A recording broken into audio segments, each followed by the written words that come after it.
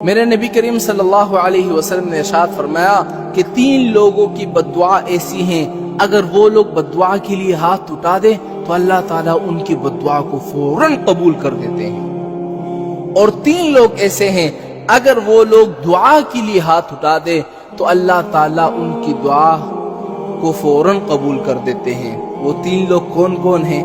سنتے جاؤ۔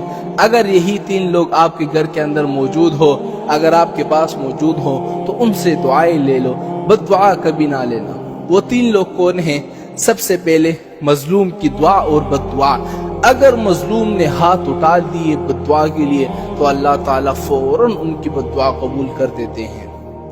اگر دعا کے لیے ہاتھ اٹھا دیے تو اللہ تعالیٰ ان کی دعائیں فوراً قبول کر دیتا ہے۔ دوسرا، مسافر کی دعا اور بد دعا۔ جو بندہ سفر میں ہو، مسافر ہو، تو اللہ تعالیٰ اس کی بھی دعا اور بد دعا کو فوراً قبول کر دیتا ہے۔ اور تیسرا کیا ہے جو میرے اور آپ کے گھر کے اندر ہے؟ وہ تیسرا ہے حقوق الوالدین، والدین کی دعا اور بد دعا۔ جب والدین بد دعا کرتی ہیں نا تو اللہ تعالیٰ فوراً قبول کر دیتے ہیں۔ یقین نہیں آتا؟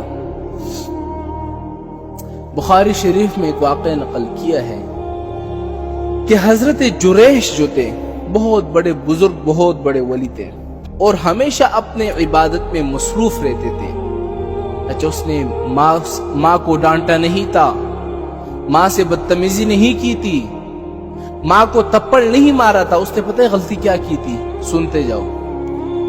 حضرت جریش ایک دفعہ نماز پڑھنے میں مصروف تھے، نماز پڑھ رہے تھے، تو والدہ نے آواز لگائی کہ جریش، تو چونکہ وہ نماز پڑھ رہے تھے تو انہوں نے نماز نہیں توڑی، وہ آواز لگاتی گئی جریش جریش۔ جب اس بزرگ نے، جریش نے نماز کو ختم کر لیا، سلام کے بعد فوراً اپنی والدہ کے پاس چلی گئی، تو والدہ نے کہا کہ جب میں تمہیں اتنی دیر سے بلا رہی تھی کیوں نہیں آئے؟ اس نے کہا کہ اماں جان، میں نماز پڑھنے میں مصروف تھا۔ ماں کو غصہ آیا تو اس نے اسی وقت اس کو بددعا دے دی۔ بددعا کیا دی؟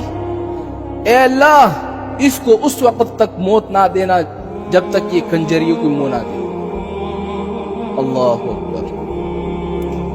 بس ماں کی بددعا تھی جو کہ لگنی تھی، کیونکہ حدیث میں بھی ہی آیا ہے۔ اور ایک شخص میرے نبی کے پاس آیا اور کہا کہ سب سے بڑے گناہ کون سے ہیں؟ آپ نے فرمایا سب سے پہلے یہ ہے کہ شہادت الظہور، جھوٹی گواہی دینا۔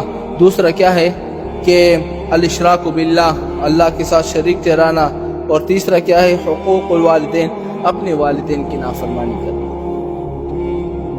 تو حضرت جریش ایک دفعہ اپنے عبادت خانے میں، آج بھی موجود ہے عبادت خانے جو ہے نا، خانقاہیں بنے ہوئے ہیں، ان کے اندر جو ہے وہ اپنی عبادت میں لگے ہوئے تھے۔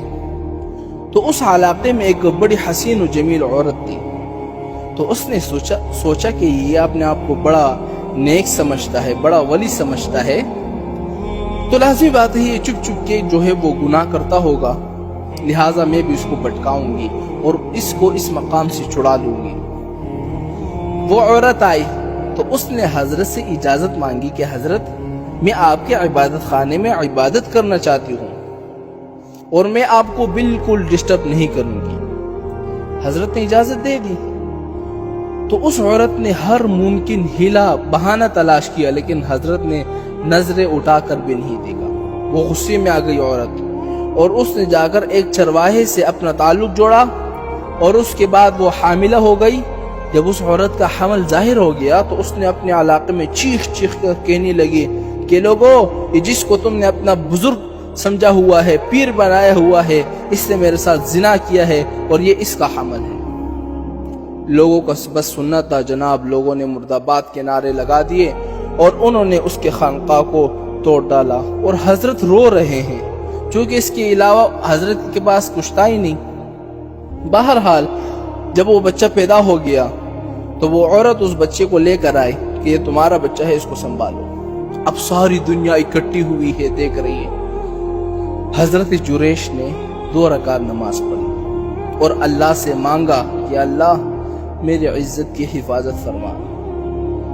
مجھے پتا ہے کہ مجھے میری ماں کی بددعا لگی ہے، لیکن میرے لیے مہربانی کر کے راستہ پیدا فرما۔ اور اس بچے کو انگلی لگائی اور پوچھا کس کے بیٹے ہو؟ تو بچہ بھی بول پڑا کہ میں تو فلاں چرواہے کا بیٹا ہوں۔ اب لوگ اتنے شرمناز ہو گئے کہ اس کے بعد پھر انہوں نے دوبارہ خانقاہ بنایا اور پہلے سے بھی بہتر بنایا۔ تو حضرت جریش لوگوں سے کہنے لگا کہ اللہ کے بندو، میں نے کوئی گناہ نہیں کیا تھا، اصل میں مجھے میری ماں کی بدعا لگ گئی تھی۔